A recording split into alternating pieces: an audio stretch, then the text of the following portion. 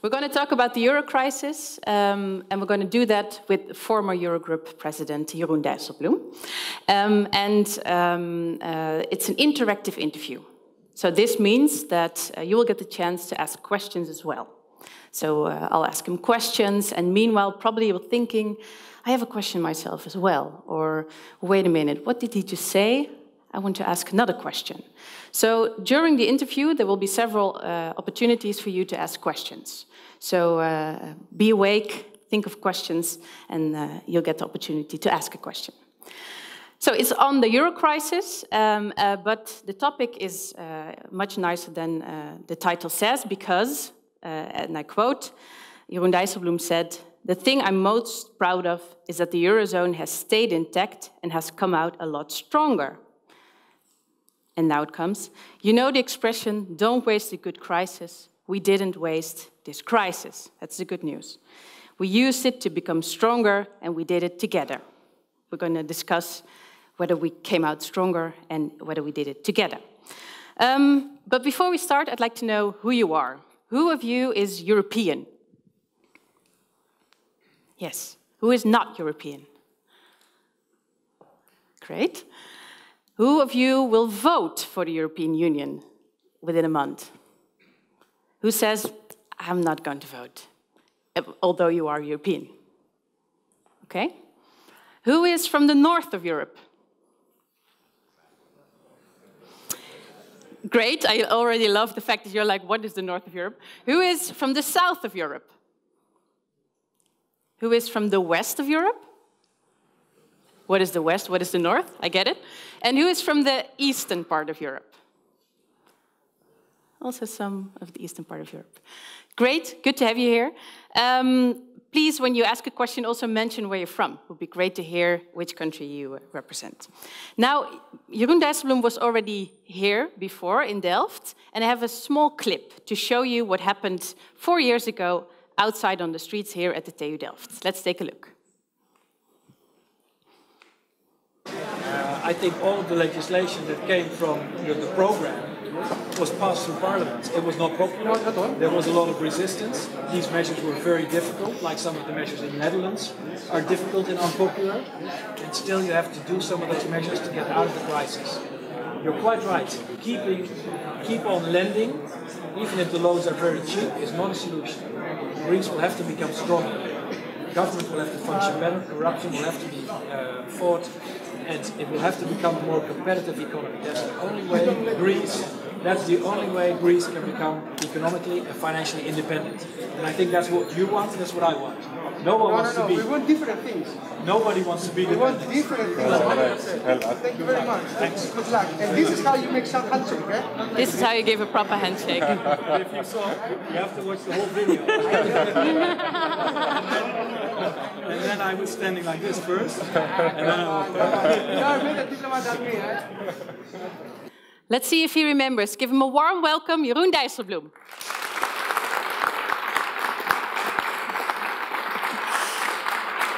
Hello.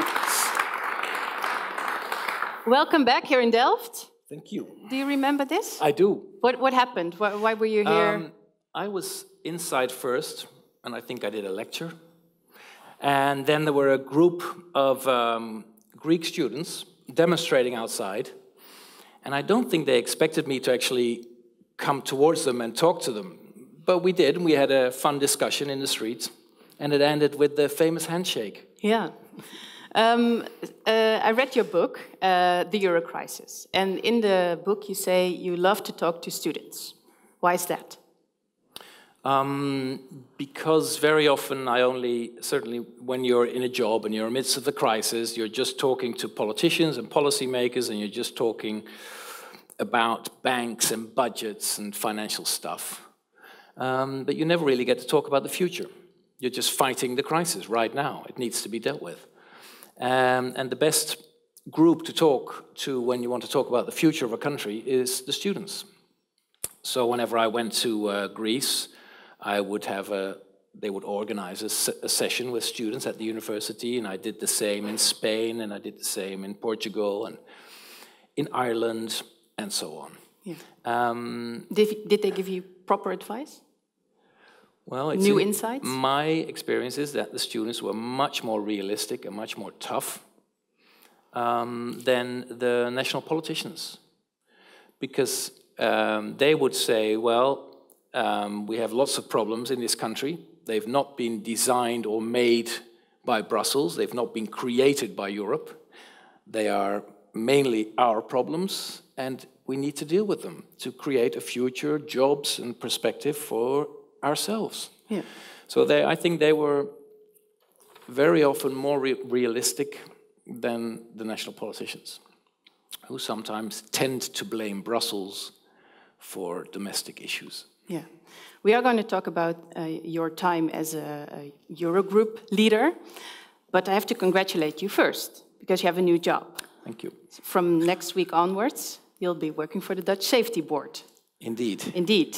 So no more Europe, Dutch Safety Board. It is. It's very national, yeah. Unless... Can you explain to people who don't know what the Dutch Safety Board is? What it so is? The Dutch Safety Board is only 8 years old. We used to have a separate board for rail accidents, air accidents, and sort of general traffic accidents. And 8 years ago, they were merged into one board, and this board has been given a very broad mandate. So any issue regarding safety or homeland security, if you want, can be part of an investigation by this independent board. The board doesn't take orders, not from the government or ministers, not from parliament even. It decides for itself whether it wants to investigate a crisis or an incident or a disaster. Yeah. And, so maybe in 1 year you can return here in Delft and talk about the safety of airplanes and buildings and so on. Yeah, it's a very Delfty kind of topic. Delfty topic, right? Yeah. I hadn't realized that, but you're right. Yes. Yeah, you can invite him next year again. No more Eurocrisis. Yeah, just give me a little time to get to understand it more. Yeah. But yes, indeed. Yeah. I want to talk to you about the Eurocrisis and your role in it, not in causing it, but in helping it get removed. And I want to start with the book, because I love the fact, I'm a historian, political historian, that politicians look back on what happened and that they write their memoirs, or they write a book about what happened, what's going on behind the scenes for us to understand. And you called it the Eurocrisis. And I thought, why not an more exciting title, like your fellow politicians did, like Game Over, or Stress Test, or Adults in the Room by Varoufakis? Was there an alternative title? You thought, maybe I'm going to call my book something else. I thought about it. There were some ideas, but in the end, first of all, I'm a pretty basic kind of guy, you know. I don't want to be too prosaic, and it really sums up what it's about. I mean, let's face it, the book's about the Eurocrisis. What was the runner-up? Which one was like, oh, maybe I'll call it this way? I don't even remember. No, but I think... I did it my way. Oh, so it's just not my style. No. I mean, that's the kind of thing you think up, and then you think, nah, that's not a good idea. Yeah. So, but why did you want to write it? Because I think it was obviously a very deep crisis. It really hit our societies in different ways, but in all our countries. And it still, up till today, has a lot of political and economic impact. And we had to take decisions in the heat of the moment, under lots of pressure, sometimes not very transparent. And I felt it almost my obligation to write down what we had tried to do. Of course, did you keep a diary during the time? No, I didn't. But luckily, I had a lot of civil servants at the ministry who, of course, took all the notes of all the meetings. There were documents, of course, newspaper reports, always very interesting to read back what the journalists wrote about it. So that helped. And then I found that as I started writing, my memories also started coming back. So at the beginning, I thought, I can't remember any of this. Why did we do that? What happened? Who said what? And then as you sort of start reading back, all of it comes back.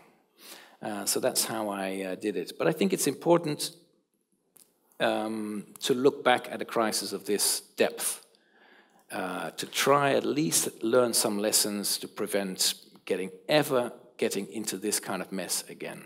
Was it also because maybe other people had written, pardon my French, bullshit about the crisis? That you felt, I have to write this down because people are saying things about this crisis, or there's a popular opinion about it, and I have to set the facts straight? Maybe to some extent that's also true. There were also good books. You mentioned Game Over, which was written by a former Greek finance minister, Papakonstantinou. I hope I pronounce it correctly. He was the minister at the start of the Greek crisis, at the time when the real figures of the situation in Greece, of the economy and the budget came out. And it's a very interesting book. There's a very interesting book by Mr. Demetriades, who was the bank governor of Cyprus when the banking crisis in Cyprus occurred. Very good, very precise, also very tough on the politicians at the time.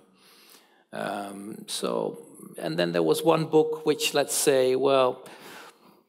I think we all know which one. So Yanis Varoufakis was a minister for 5 months, created a lot of damage. People may not agree with that, but that is my honest opinion. He created a lot of damage for Greece in those 5 months and wrote a fantastic book about it. It's a page-turner, I heard. It's a page-turner. I didn't read it yet. It's well written. He's very eloquent, much better writer than I am. But people that were involved are really puzzled how much fantasy you can have. And I can give many examples. Can you give one? Well, one of the most classical ones was, his title is Adults in the Room. So this is an expression when you want to say, well, no, I'll just tell the story. Christine Lagarde, who was still is the boss of the IMF, very often joined our meetings, and we had a meeting of the Eurogroup. She had been there, and afterwards she went to the press conference, which I always give, and she came with me. And she got a question from a Greek journalist in the room who asked her, Madame Lagarde, do you think there will be a solution for this terrible situation? And then she said, well, to have a solution, you must have a conversation. But for a true conversation to take place, you must have adults in the room. And there was a room full of journalists, and they all sort of laughed, you know. And everyone, I mean, every journalist, every politician that was listening, at least we thought it was that she was talking about Yanis Varoufakis. But then if you read the book of Varoufakis, he has a completely different understanding that she meant the Germans, who were being terribly unreasonable. You really couldn't work with these guys from Germany. So he was very happy that she finally gave the Germans a smack. So I can imagine you had to laugh when you saw the title of his book. You're like, absolutely, wait a minute. absolutely. And I immediately looked it up to see what he wrote about it, because I thought, well, actually, when I saw the title, I thought it was very brave to pick that title, which was a criticism by Christine Lagarde. But then, of course, when you read how he perceived it, how he interpreted it, it makes a lot more sense. Anyway, the book has many of these examples where I had a colleague in politics in The Hague who once said, well, in politics, everyone has his own reality. Let's just say that Mr. Varoufakis had a different reality, a different perspective on what happened than I did. And therefore, perhaps it's useful that different politicians, also for you as a historian, that different politicians write their books. The more the better. The more the better. We'll put them on a pile, and one day a good historian will go right through and write the full story. Yeah. Anybody who wants to write the story? Yeah. So you start writing this book, and then you think, okay, what happened? You guys can't see me, can you? How are we going to solve that? I'm going to move back. Yeah, let's move the furniture. Is that okay for the camera? Are we creating any more problems now? Okay. you start writing the book, and you give an overview of what happened during the Eurocrisis, but also how it started and what caused the crisis. Could you tell us in 3 sentences what caused the Eurocrisis? 3 sentences is pretty ambitious. 4. First of all, it's very important to go back to the years, let's say, after the introduction of the euro and before the crisis. If you don't do that, you cannot understand what hit us. And it just isn't good enough to only debate what happened during the crisis. Did we do the right things or the wrong things? Were we too late or too little? You need to go back before. So what happened is, roughly the introduction of the euro coincided with the previous crisis, which was the dot-com crisis. And after the dot-com crisis, 2 things happened. First, the deregulation of the financial sector was actually increased. The banks were given even more room to take risks.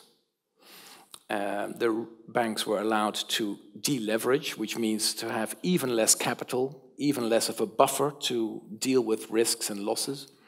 That was the first thing. The second thing was that after the dot-com crisis, the central banks, first of all the Americans, the Fed, started pushing down the interest rates even more.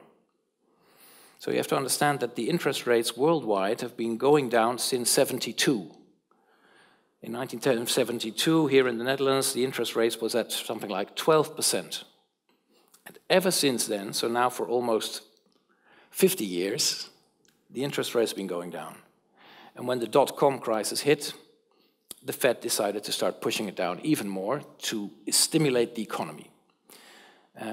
So there were a number of risks coming together at the same time. Interest rates even lower, which means cheap money. And cheap money is always a great driver to take on more risk, because money is cheap. The second thing is that deregulating the bank means that the banks were becoming even more vulnerable. The bank sector, not just in the US, but even more so in Europe, expanded massively.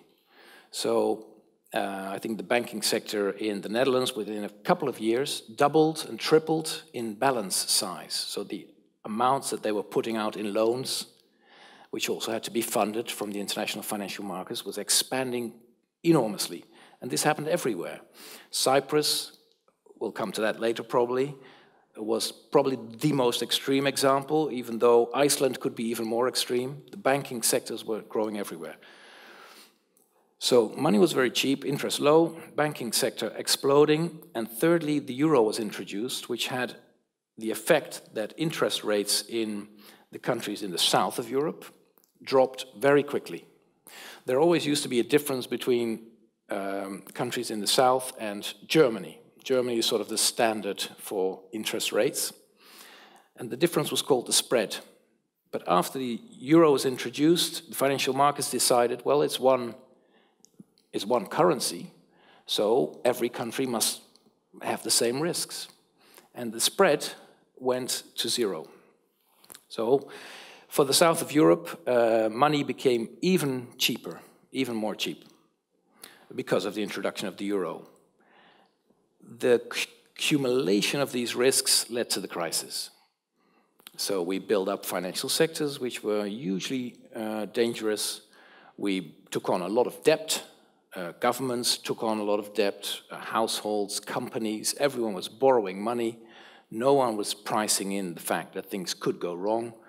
No one had buffers to deal with any risks or losses. And all of that, of course, became clear in 2008. Yeah, and then a lot of European countries said, we inherited this problem from the US. It's not originally our problem. Exactly, that was sort of the initial reaction in Europe from people like Angela Merkel or Almunia, who was then the European Commissioner for Eurozone policy. Leading politicians said this is an American problem. It's nothing to do with us, which was wrong for the 3 reasons that I mentioned. I mean, the 3 reasons were very true in Europe, in particular in the Eurozone. And Gordon Brown, who was the British Prime Minister, it was actually outside the Eurozone, was the first to say, look guys, this is our problem. And then Sarkozy came on board and said, he's right, we need to start working together, we need to deal with our banks, we need to do something to save the Eurozone, etc. But it took time, and a lot of time was lost. And even after that phase, more time was lost because the Germans, Angela Merkel, said, look, we have a Maastricht Treaty, and in the Maastricht Treaty it says it's each country for its own, on its own. So it was called the no bailout principle. So if a country gets into trouble, if your debt explodes, if your economy implodes, it's your problem. It's not a common Eurozone issue. Isn't that crazy to introduce a euro and you have that principle underlying it? Yeah, it's a very dangerous situation. Then again, there was no political support at the time of the Maastricht Treaty, which was already in the 90s, to take a bigger step forward and to say, okay, if we're going to have one currency, then we must have a full political union. Now, what does that mean? Lots of different ideas. But you could say that if you have one currency, then you must have one central bank. We did that. The ECB was from the beginning the central bank. You must have one economic policy. You must have one fiscal policy. That was introduced only after the start of the crisis, when the fiscal rules were really tightened and implemented. But the joint economic policy is still hardly visible, only in some areas like competition and trade, but on very many different topics, still no cooperation. So, and I think this is a key issue. If you look back at the crisis, people call it the Eurocrisis, but I guess the euro was always strong, it was always trusted, it never collapsed. So it wasn't really the euro that was the problem, it was the fact that we didn't fully accept the fact that we were in it together. We were in a currency union together. And if one country, two countries, three countries, four countries collapse one after the other like a domino theory, then you cannot say it's everyone on its own. Because people were losing confidence in the whole of the Eurozone. Investors were running away from all the Euro banks, all the banks, even the Dutch banks, got into major trouble very quickly. So it was a joint problem, but it took a long, long time before the leading politicians said, oh, okay, we need to do it together. Yeah. The crisis breaks out. Water? Great. Love how you're taking care of the whole situation here, right? This interview and where we're sitting and the water and the... Great, I could get used to this. The first measures are taken after the crisis breaks out, and then wow, and then fast forward to you becoming the leader of the Eurogroup, the president. Yes. First, you became the Minister of Finance, of course. And then, all of a sudden, someone says, maybe you should be the president of the Eurogroup. It was a crazy situation. I became minister in November, I guess, October. And immediately had to go to Brussels because there were Eurogroup meetings, of course, about Greece. At the time, we were anyway, too much detail. So I had to rush to Brussels. And one of the first things I heard was that Jean-Claude Juncker was, of course, chairing the meeting. He was then the president of the Eurogroup. He had been doing it for 8 years, and he was fed up. He simply wanted someone else to take over. And apparently for almost 2 years, they had not been able to agree who should take over, who should become the next chair of the Eurogroup. Because it also depends on which country has which role, and well, this has been a social democrat and a Christian democrat, and so on, right? It's all these crazy arguments. All the crazy arguments, yeah. So I think the French minister and the German minister both wanted the job, so they blocked each other. Yeah, that's how it works in Brussels. This is how it sometimes works. Sometimes. By the way, I think it's a good idea that it's not a big country running the Eurogroup. Why? Because the Eurogroup consists now of 19 member states, and in the end, all of them have to agree. We decide by unanimity. Now, you may not Maybe to understand, only the countries that have the currency, that have the euro, are in the Eurogroup. Exactly. Yeah. So you also have the ECOFIN, but that consists of all the members, right? Yeah. Exactly. So the Eurogroup is the finance ministers of the Euro countries. When I started, there were 17. Now there are 19. But we try never to vote. I don't think we ever voted. And we always work to get to unanimity. And in a crisis period, that works quite well because there's a lot of sense of urgency. We need to get things done. We need to take steps. We need to be courageous. So that worked quite well. But it means that any small country in that process, in that complicated cocktail, is as important as the biggest country. So the French and the Germans tend to get together and to say, well, if the two of us agree, then the small countries should agree too. Everyone will agree. Yeah. But that's not true in the Eurogroup. So I guess they were, after the French and the Germans were blocking each other, they were looking for a small country. I don't know what happened. Anyway, new kid on the block. A new kid on the block, and someone said, why don't we ask him to do it? Yeah. So within, this was January, so within 2 months, I became chair of the Eurogroup. What I find interesting is, because I read in your book how this happened and it came by surprise, and then you start to be informed on what's going on in the Eurogroup and what's the status quo of the Eurocrisis. Do you remember what you thought when you became the president? When you got all the details on, okay, this is what's happening right now and this is what we should be doing. Can you remember that moment when probably a lot of advisors came to you and said, okay, this is how we do it in the Eurogroup, this is what's most challenging? Do you have a memory of that moment? Well, as I said, a lot of things had been stuck in the first 4 years of the crisis, between 2008 and 2012. Not that much had happened. But I was lucky because in the summer of 2012, finally, 3 things happened. One was that finally the European Stability Mechanism was set up. The European Stability Mechanism is a big fund put together by the Eurozone countries. They've all paid in capital, which allows the ESM, European Stability Mechanism, to go to markets and to borrow, if necessary, well, at least 500 billion, but if necessary, 700. And if the crisis gets even bigger, they can call for more capital, which means that they can borrow even more. So this is what the Americans called the big bazooka. The Americans had been pushing Europe for these 4 years to finally put a big bazooka in place. In other words, put something in place which gives confidence to the outside world that Europe will do what it takes to save the Eurozone, to save countries, to fight off the financial markets if necessary.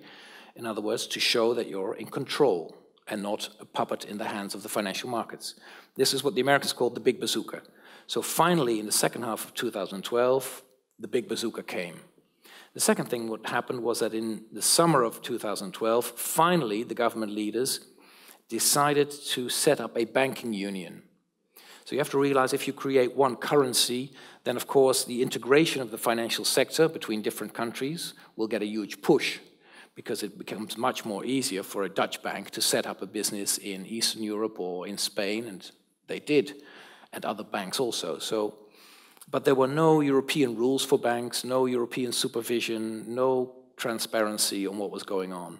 Which is quite shocking already, right? You're in the European Union, you share the same currency. And there were many central bankers at the time of the Maastricht Treaty in the 90s who said, well, look, you may not want to have a full political union, but at least have a banking union to stabilize your banking sector, to make sure that the banks are, safe and that you can work as a supervisor across borders. Yeah. So actually, when you became the president, you were kind of optimistic that it happened this summer and you could progress. Exactly, but nothing had been done yet. So there was just the decision in principle to say, okay, let's have a banking union, which was in itself a breakthrough. The third thing that happened was that Mario Draghi went to an investors' conference in London, and the investors there were extremely negative. So they did a poll under financial sector investors and asked them, how many of you do think that the euro itself will survive? And only 20% thought that the euro would survive. And that's, of course, killing for economic confidence, financial confidence, etc. So Mario Draghi decided on the spot to become very firm and to say to these investors, look, whatever will happen, you can rest assured, we will do what it takes to save the euro. And strangely, that wasn't such a big statement, really. Other bankers, central bankers and politicians had said the same kind of words, but they didn't have that much effect. So I think the effect was, first of all, that he was a new guy. He'd only a couple of months before that started at the ECB. So the signal was, there's a new guy at the ECB, things are going to change. And the second thing was very interesting. Angela Merkel came out into the press and publicly said, I support Mario Draghi. And that was the first and the last time she did that. Not that she doesn't support him, but because Germans, like the Dutch and others, believe that central bankers should be independent. We don't tell them what to do, we don't criticize them, we don't say we support what you do, they're independent. Did she also say at that time, if the euro falls, Europe will fall? Was that around that time? I think it's around that time, yeah. This was a statement perhaps a little earlier, because she had been saying for, as I said, the first sort of 3-4 years, she had been saying everyone's on its own. No bailout, so we're not going to bail out Ireland, Greece, Spain, whomever gets into trouble, you're on your own. And she had to make a U-turn and to say, well, we can't do that anymore. And then she made a speech in the Bundestag, the German parliament, quite a dramatic speech, and she said, if the euro falls, Europe will fall. In other words, Europe will disintegrate and the whole project of the European Union will fall apart. You may think that's dramatic, but I think there was also truth in that, because vice versa was also true. The euro was created as a political project to further strengthen and integrate Europe, to integrate Germany particularly into Europe, to make sure that the Germans, which have, of course, by far the biggest country and the biggest economy, would not go its own way. So there was a very strong political reason why the euro was conceived in the first place. And I think she realized that if the whole thing would go wrong, if the Germans would turn away, because it really depended on Germany, if the Germans would have said, well, nothing to do with us, it could have been the end of the euro, and it would have had huge impact on European integration, European cooperation. Yeah. So it was late, but it was just in time, I guess. I'm going to ask you one more question, and then I'm going to give you the opportunity to ask a question, so you can think during this question what you will ask. And the question is on Juncker, because you were, of course, the successor of Juncker, and he gave you the advice, pay attention to the small countries, because they're too often forgotten. Keep France close, he added, but never let the French or the Germans run the show. Did you take that advice? It's very much in line with what I just said about smaller countries in the Eurogroup. Yeah. To give you one example, a lot of people thought that in the Eurogroup there were big clashes between Germany and Greece, or between Dijsselbloem and Varoufakis. The last thing is true, right? No. No? No. But I can understand the image, because I mean, in the outside world, that's what it looked like. Okay. What happened in the Eurogroup was quite different. First of all, I'm the chair of the Eurogroup, so my role is to keep the group together. Until the very, very end, try to keep them together.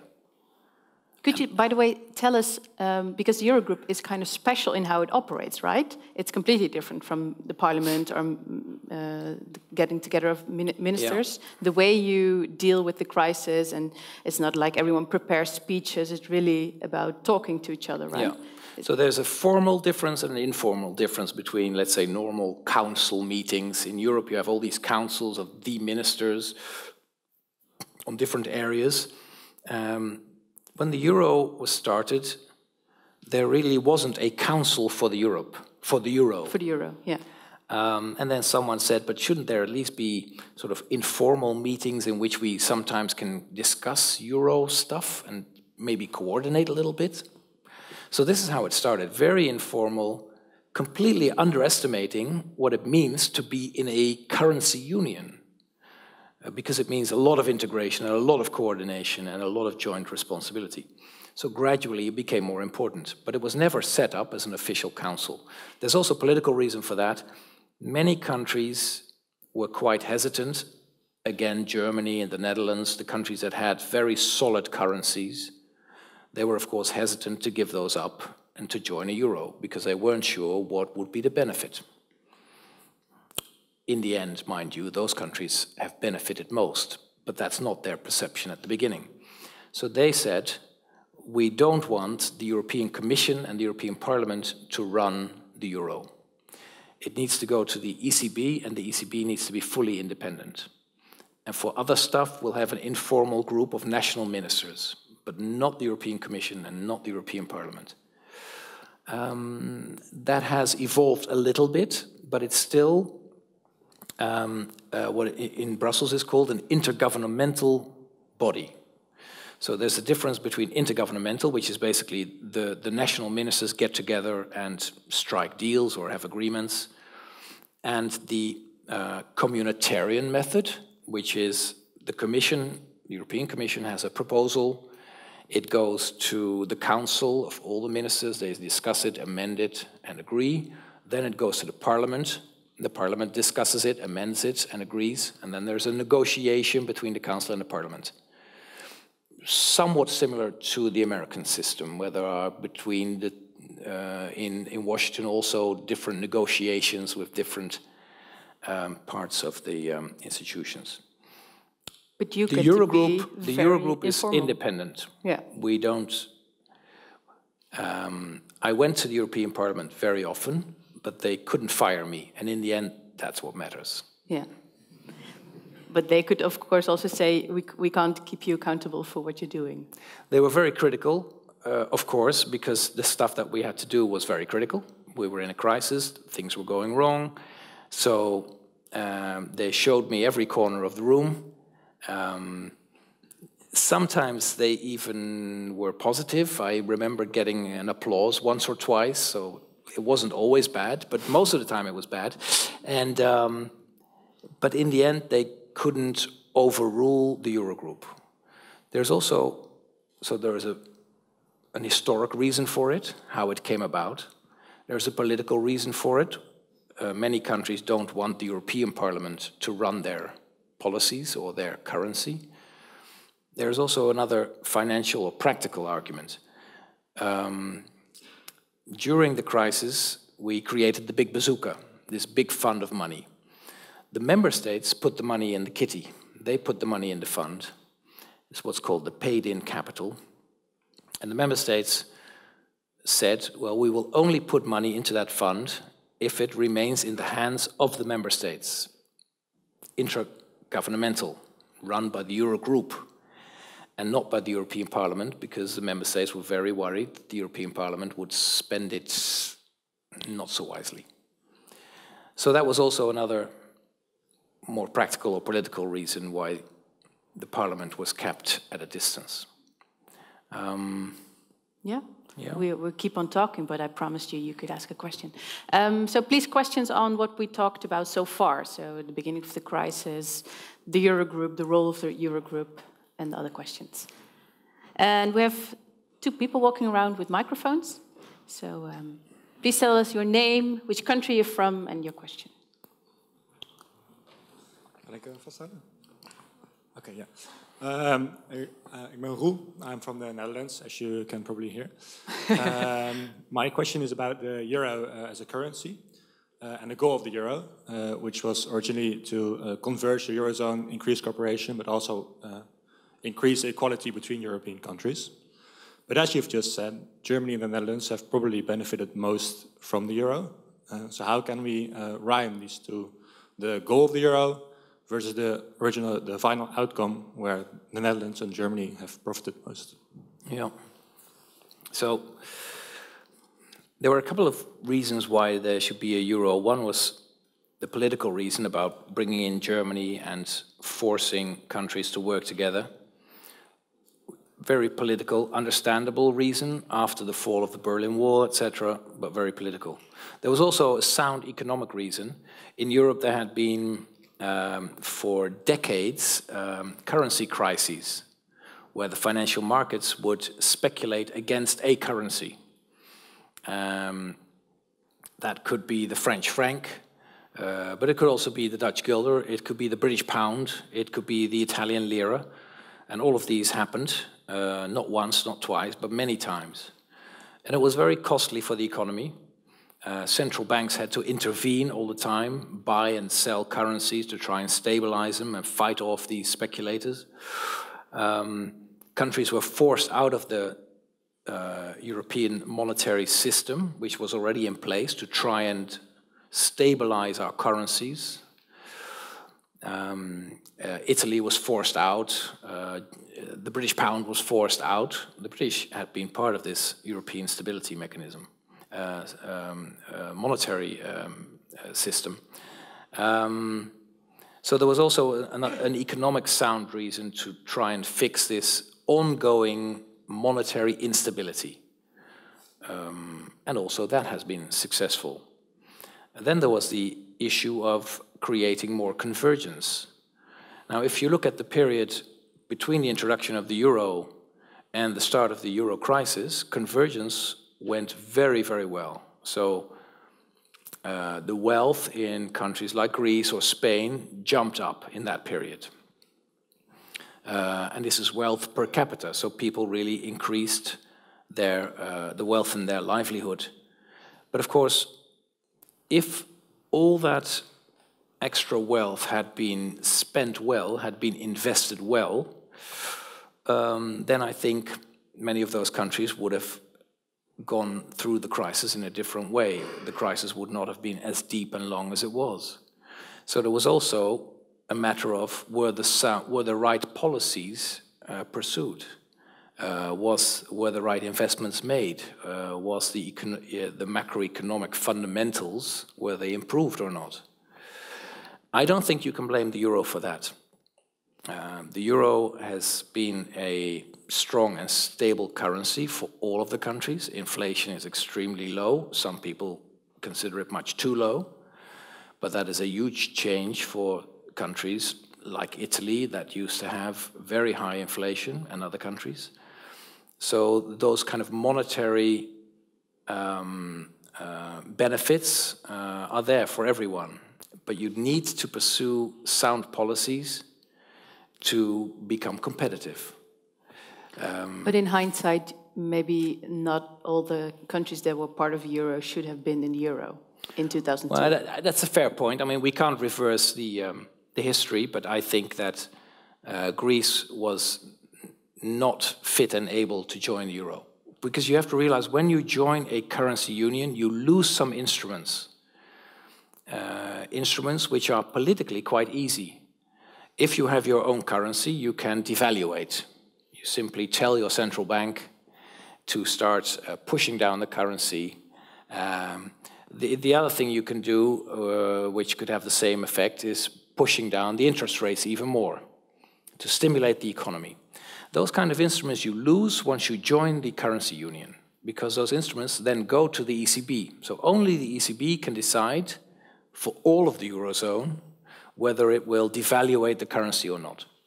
To give you the example of Italy, Italy had a long tradition of not being that competitive. Productivity was very slow, and every sort of decade every so many years, the Central Bank of Italy or the government of Italy would decide to have a devaluation of the lira, which creates a short-term boost in competitiveness. All of a sudden, your products become cheaper for other countries.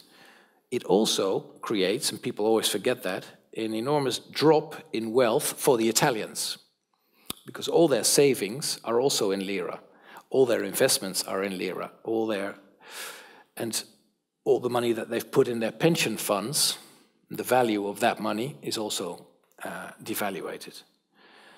The second disadvantage of devaluation is that almost always you start to see an increase in inflation, because you have to, the products that you import become much more expensive.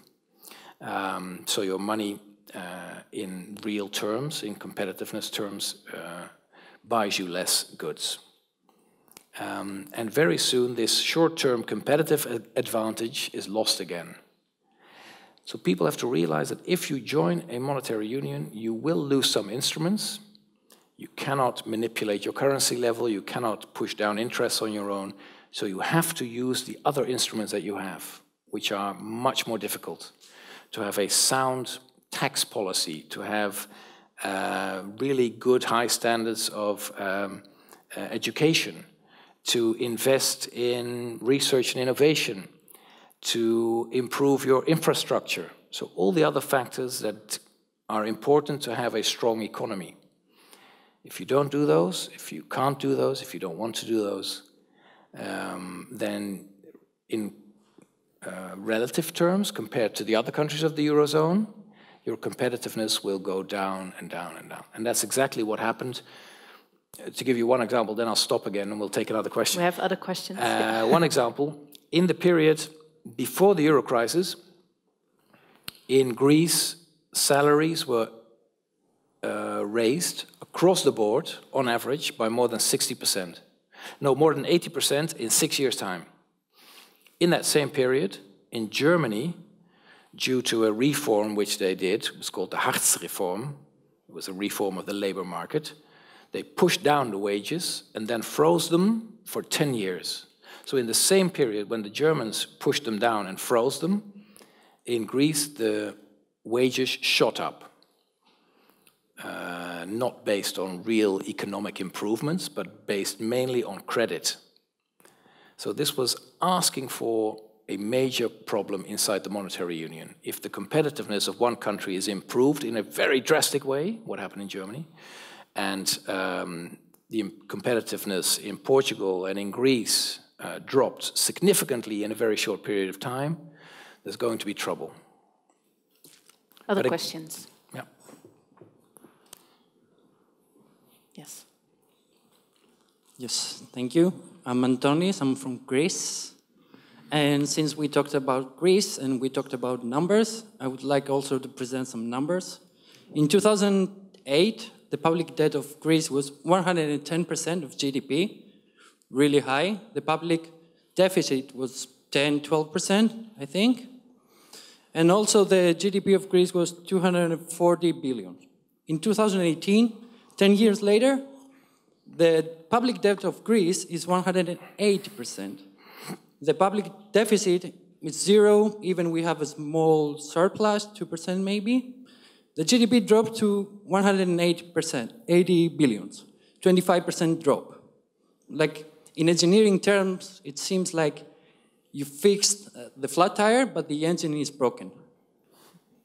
That's my comment, if you have any comment on that. I love the engineering metaphor. Yeah. So the question is, and this is a debate that we very often have about Greece, where did the problem actually start?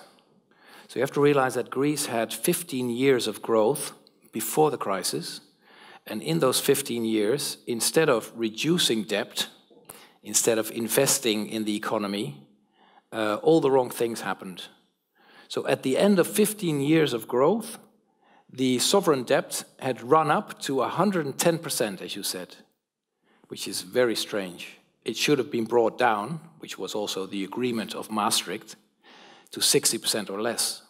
But instead, it had shot up from 60% to 110%. The deficit figures, they were presented in Brussels. The Greek government told the European Commission that the deficit was something like 5 or 6%. And then when the real figures came out, it turned out to be 12% and later even 15%. So, I mean, every mistake that could have been made in that period was made. There were also major mistakes made in answering the crisis and dealing with the crisis. So that'll be my second part of the answer. But we cannot skip what happened in the years before the crisis, because otherwise I'm pretty sure that the Greek politicians will make the same mistakes again. You cannot allow a country or wages or the money you spend on social security and pensions to increase much, much faster than the economy as a whole. Because in the end, the only way you can fill that gap is with credit, and in the end, the question is who and when are you going to pay those loans? And of course, they should have used that good period of 15 years of growth to create buffers for the future, and did the opposite. So I can still get pretty angry about it when I talk about it, because I think it's completely irresponsible. Okay, then the crisis hit. Some mistakes were made, major mistakes. One was that in Greece, like in other countries, the banking sector collapsed. And yes, it's true that the banking sector in Greece was funded by investors from France and Germany or from the US. And what happened in Greece happened everywhere. Banks were saved by taxpayers' money. It also happened here in the Netherlands. Our sovereign debt was 45%, and in a few years' time it shot up to 70%. Main factor, saving banks.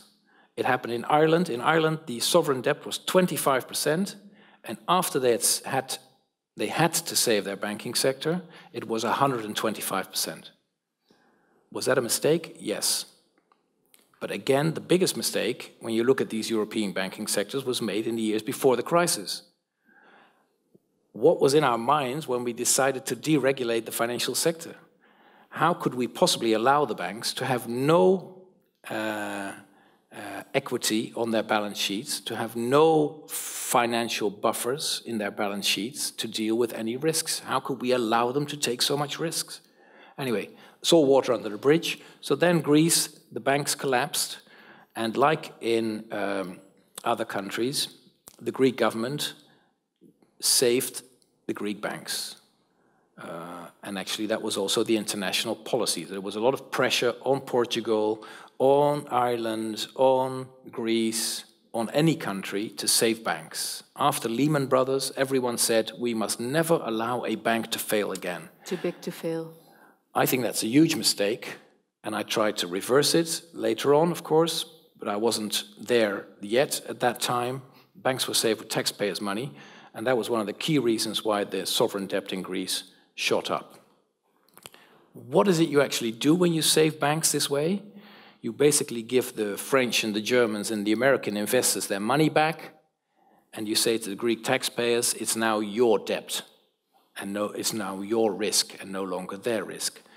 And as a politician and as an economist, I think that's a huge mistake. It was made everywhere. Around Europe, banks were saved this way at the expense of the public budget, at the expense of the taxpayer. Because that was the idea, that in order to avoid panic, we should save the banks with public money, even though the people who got rich from taking the risks before were not punished for it. And that was the policy you inherited, actually, when you became the president of the Eurogroup. Yeah.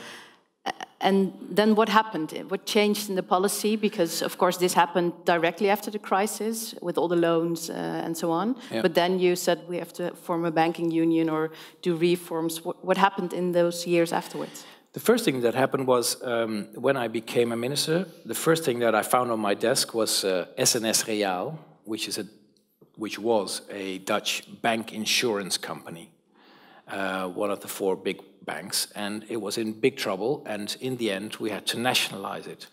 And I simply didn't want to nationalize it again with a huge bill going to the taxpayer. So for the first time in the Netherlands we did a bail-in on the investors, which means that everyone who had invested, bought shares in SNS Real, had lost their money. They simply weren't getting their money back. And also junior bondholders, which is a more risky kind of category of bonds, they also lost their money. And that was the first time we did that in the Netherlands.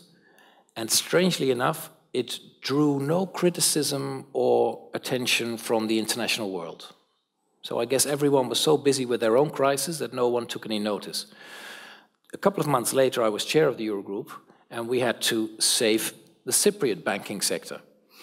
The Cypriot banking sector was completely unsustainable. It was very, very big compared to the economy of this small island.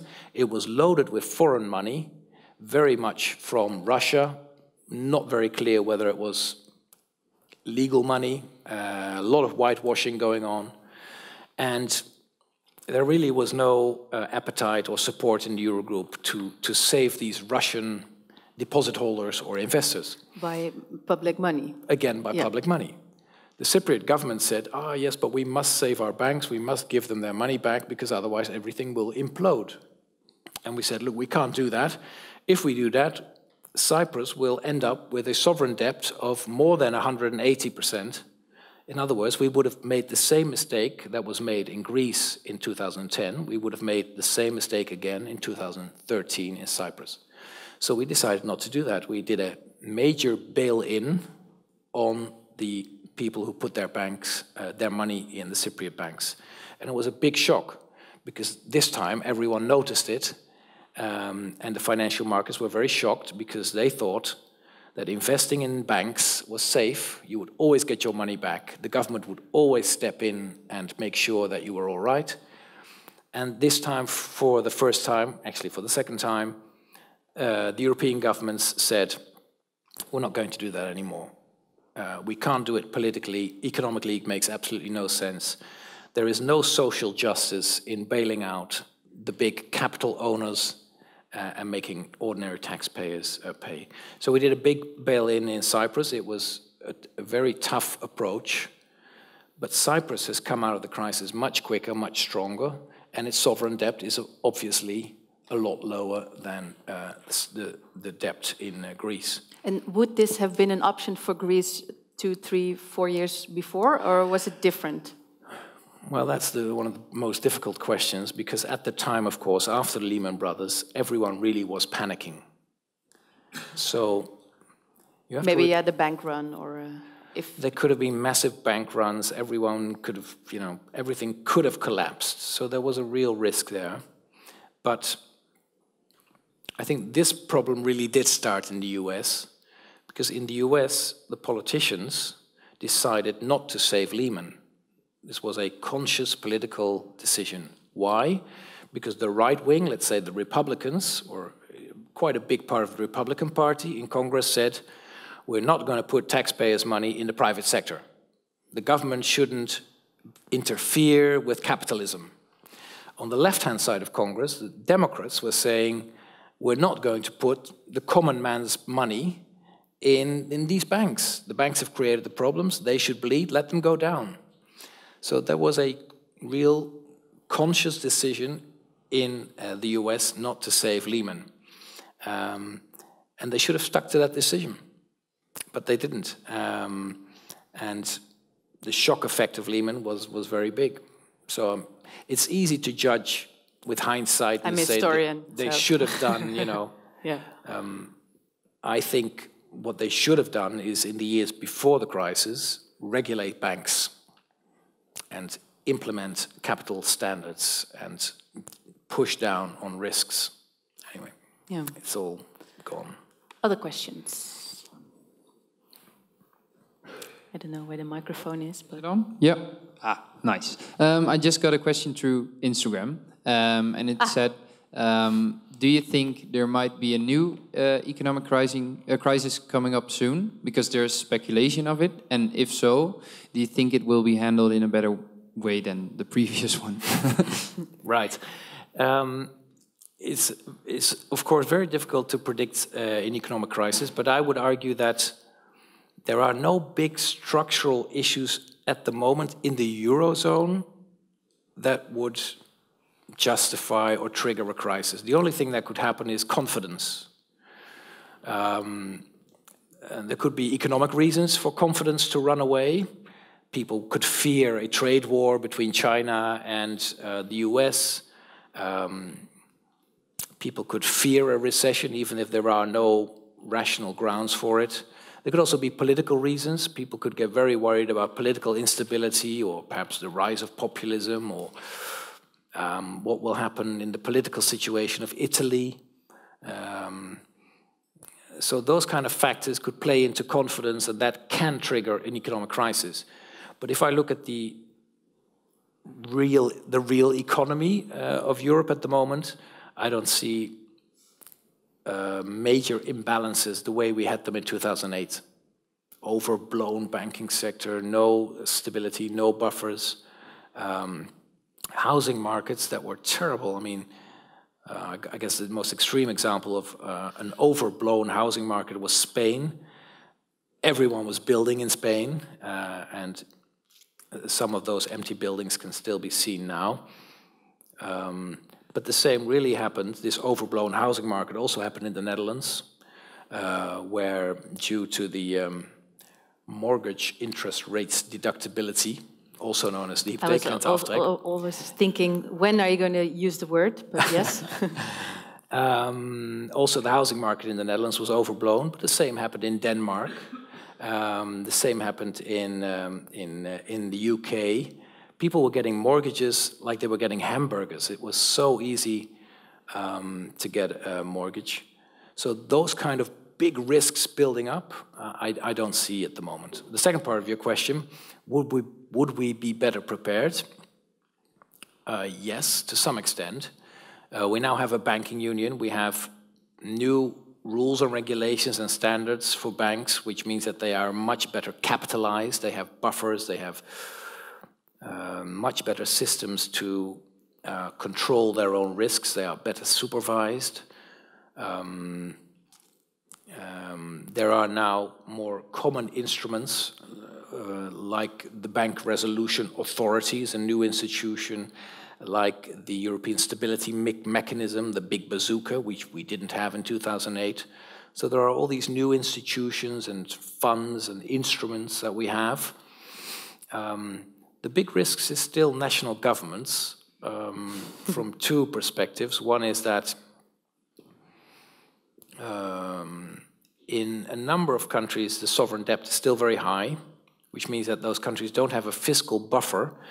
I mean, you all know about Keynes. So Keynes has taught us that if the economy contracts and the private sector stops investing and people stop consuming, then the government must sort of restart the engine by pushing the economy, by spending more.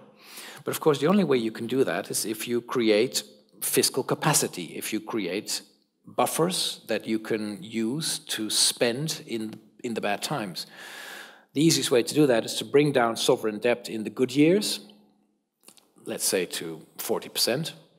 Then if a crisis hits, you can spend more and let it go up to 80% to create that buffer effect. But if your sovereign debt is still 100% or even more in some countries, then you don't have that kind of fiscal buffer, as it's called. So that's still pretty worrying. But in general terms, I think, yes, we are better prepared. Because some of almost all of the measurements you just mentioned were born actually in the time you were the president of Eurogroup. But I also read in your book several times, 5 years later, we're still discussing about this, or like 4 years later, we're still discussing about this. So there are also several measurements that probably would like to take, yeah. But now you're not even now you're the former president of Eurogroup, but have not been decided on, still yeah. Important measurements that need to be taken. So could you give us 2 examples of things you're actually disappointed about that you could not achieve during this presidency? So I chaired the Eurogroup for 5 years, and it was a crisis period which was very unlucky for all of us, and yet it was lucky in terms of getting things done. You know, there is a sense of urgency. We need to take decisions. We need to move forward. So that's why we could build 2/3 of the banking union. 1/3 is still missing, and it's called the European Deposit Insurance Scheme, which means that we have a joint insurance for all our bank deposits, of course to a limit. The limit is now 100,000 euro per bank account, which creates stability, which creates more same kind of level of bank rates throughout Europe, which makes it easier for banks to work in different countries. Competitiveness is still a big problem. In the Netherlands, there is not that much competition between banks, which I think would be very useful. And this is true for many other countries also. And they have to compete on what? Services, prices, costs. The bank profits, certainly in the Netherlands, are very, very high. If I were a competition authority in the Netherlands, perhaps I would look at that. Because when a company or all companies of a sector make such high profits, then competition isn't working. Because, I mean, it's normal customers that's paying for those profits. There is little competition, certainly in the Netherlands, between banks. So I think the European Deposit Insurance Scheme would be good. Will we reach this in 5 years, 10 years? It's become very irrational, particularly in Germany. All politicians that I talk to and all bankers that I speak are dead against it. I think it's a terrible idea. Their idea is that from then on they will pay for Italian banks. Now, that's not the case. That's not how it works. That's because they follow the rules and the Italian banks. Well, of course, if you have a European Deposit Insurance Scheme, you would also have rules and regulations to go with it. Yeah. Like if you join a... or maybe pay a higher insurance. That's one way to do it. I was just going to say, if you join a insurance as a private person for your car, you will get a higher premium on your insurance. You need to pay more if you are a young driver. Or if you've created a number of accidents, your premium goes up and up and up. And if you're very good and you have no accidents, your premium goes down. There is also, when we're talking about banks, I think you should really check the banks before you allow them into the insurance system, not per country. So some people would say, well, the only way we can do it is if we keep the Italian banks out. I don't agree with that. Some of the big Italian banks are very strong and well capitalized, so as far as I'm concerned, they will be very welcome. And other Italian banks are still in a terrible state, so they need to become strong and sound first, and then they can join the insurance scheme. So there are ways to do that. There are ways to deal with those kind of questions. Except that you didn't convince the Germans yet. I didn't convince the Germans. It's completely off topic. The second thing, which is even more important, but if I get too economic and technical, please stop me. So there is another project, it's called the Capital Markets Union. In Europe, we finance our economy for 80% through banks. So 80% of all the money that flows to companies goes to them through banks, which means bank loans or bank investments. But banks will always want their money back. They don't like to take a lot of risks. They don't invest like a shareholder who puts his money in and accepts the risks that if things go bad, he loses his money. If things go well, he takes a part of the profit. Banks are different. So that's, in the US, it's the opposite. In the US, 75% of the economy is financed through capital markets, financial markets, investors, through company bonds, through shares, through private equity, hedge funds, all sorts of private capital going to companies. And only 20% comes from banks. Not many people know that, but in relative terms, the European banking sector is, I don't know, something like 10 times as big as the American banking sector. And this is the explanation. We are very dependent on banks. And it also creates a much more conservative kind of economy.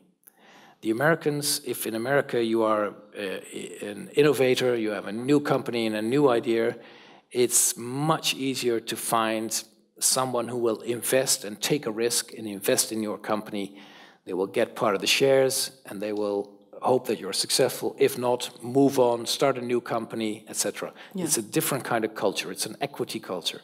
This is what will be good for you in Delft with all the wonderful startups here, right? Yeah, but in the Netherlands, if you have a wonderful startup and you have a great idea and you want to commercialize it, you want to scale it up into a real company, you'll have quite a job finding the capital, the investors to participate.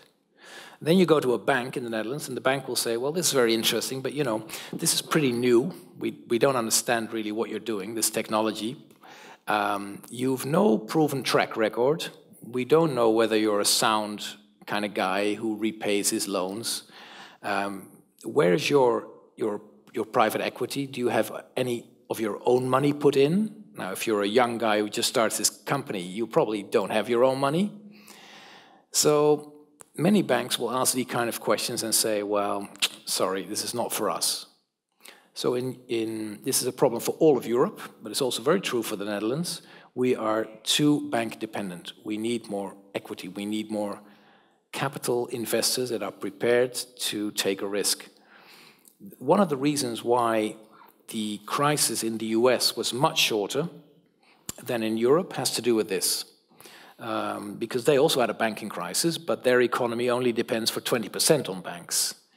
Also, they made those banks recapitalize. They really forced them very quickly, which we didn't do until the banking union came. Then we forced them to recapitalize 4, 5, almost 6 years later. The Americans have a different kind of culture. If in America you go bankrupt, people say, oh, well, bad luck, but you've learned a lot, now move on and start again. In Europe, if you go bankrupt, you get lumbered with lawsuits and all kinds of rules and regulations for at least 6 years. Before finally they say, okay, you've settled your debts now you can restart. It's very different. So the project to deal with this is called the Capital Markets Union. We've done some work on it, but far too little. We are still far too dependent on bank financing, and we need a different kind of investment culture. So the two things you'd like to change in the future is the insurance system and less dependency on the banking system. Absolutely. More private equity. Other questions? Here in the front. I don't know where the microphone is. Yeah. And please mention your name and where you're from. Hi, I'm Tarek. I'm not Greek. I'm from the Netherlands. And yeah, my question was about there are many benefits of going through our crisis because we are growing towards actually one thing actually, because you said like we get new instruments, and I was wondering if it could be happen like new bazooka. There are new instruments that we can be one like United States, a little bit like them, and I would like to know your opinion about it. Yeah. How it will benefit the euro or us as people. So this goes back to the question, shouldn't we move on to become a real political union? Or even a United States of Europe or a federal Europe? My answer would be no, because I don't think it's necessary. I don't think it's necessary to have a full political union. To give you an example, if I look at the Dutch national budget, the biggest expense on the Dutch national budget is social security and pensions. No, probably the biggest is now healthcare. The second is social security and pensions. The third is education.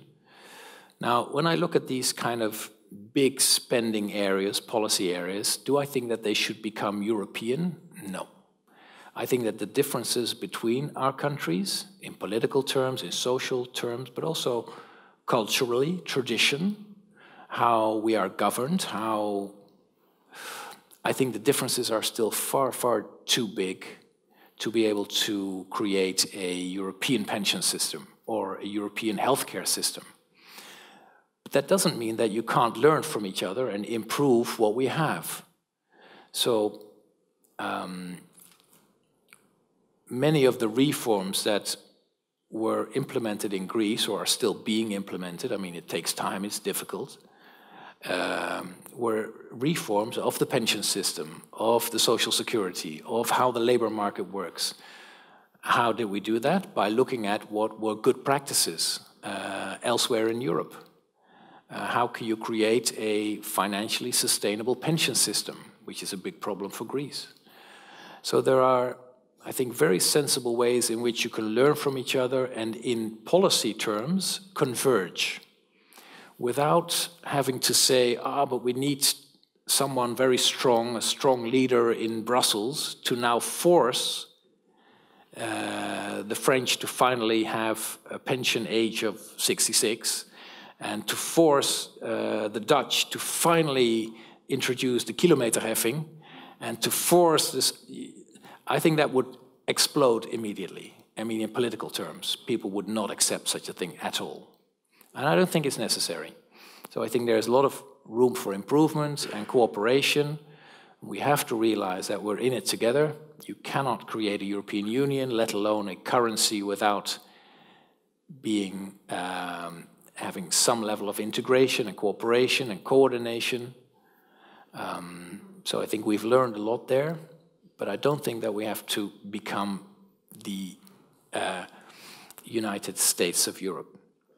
By the way, if you read about the history of the US, you'll see a lot of similarities with the kind of things and conflicts and debates going on in Europe. I mean, it's fascinating to see that. To give you one example, the American central bank, the Fed, it took 120 years to set it up. Not because it's so difficult to set up a central bank. I mean, in Europe, we did it in 10 years' time. I always say this to tease the Americans. They took 120 years because they had deep fights, debates about the question, do we need a central bank as US of A? Now that to us may sound crazy. I mean, we took the other approach. You just started it. We started with a central bank and did nothing else, but the Americans did all the other stuff and said, no, we don't want a central bank. So they had central banks all over the place. And in the end, the political compromise was that 7 central banks were integrated into one system, the Federal Reserve. And it's fascinating to see that those 7 are not in logic places across the US. I think 2 of them are in Oklahoma. Why? Historic reasons, political conflicts, crazy deals. I mean, it's a fascinating, this period in which all those struggles took place in the US took 120 years. So please give Europe a chance. I mean, if the European integration moves on very gradually, 3 steps forward, 2 steps back, but it moves on for 120 years, well, could be good.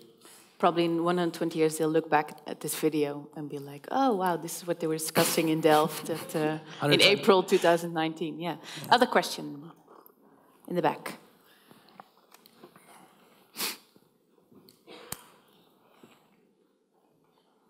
Hi, thank you for being here. I'm Siglinde, I'm from Belgium.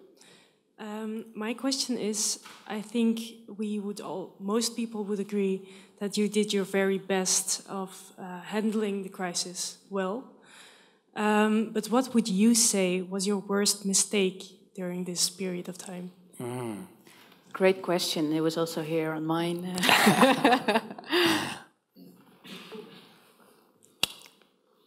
You do mention in the book many mistakes were made, so... Yeah, I spelled them out in the book. So one of the biggest mistakes I made, because it drew the most attention, was going to Greece to meet Yanis Varoufakis. I thought, okay, these radical guys had won the election.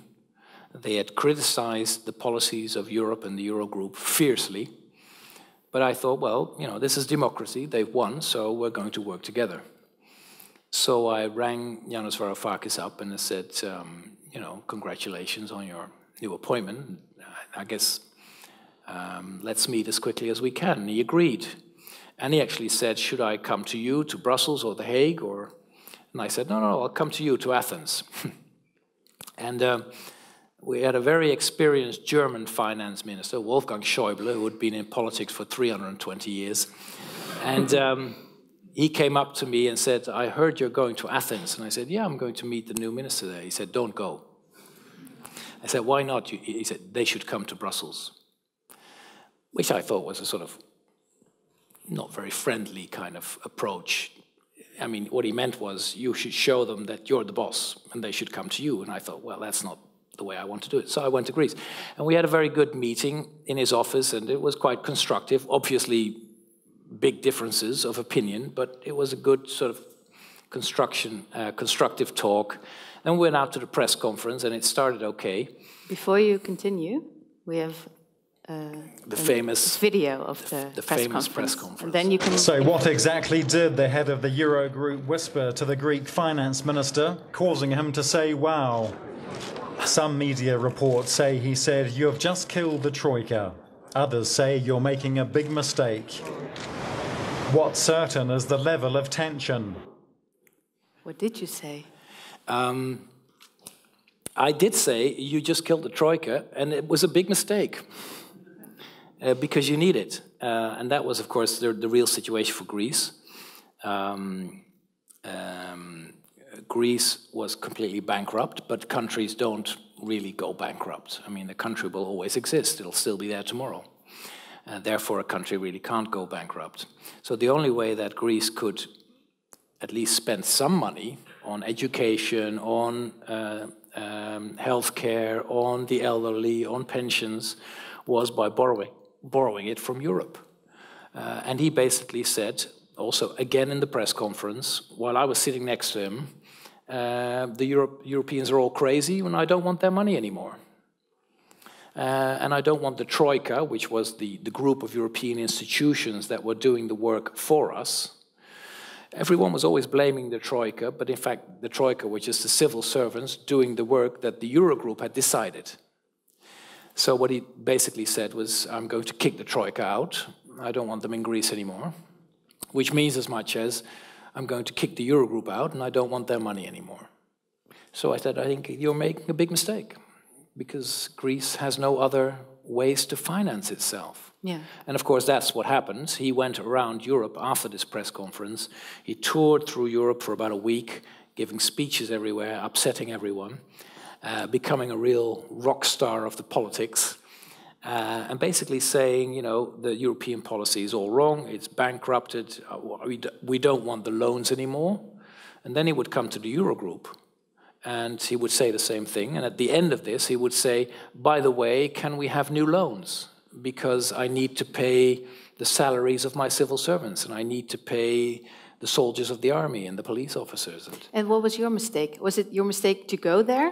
It was my mistake to go there because it basically... Otherwise, he could have said this in Brussels. He would have said it anyway, but of course this image has been following me around for years now. I know, so that was a big mistake.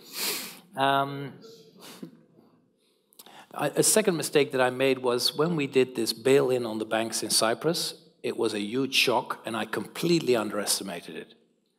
Why? Because we did the same thing in the Netherlands. No one panicked.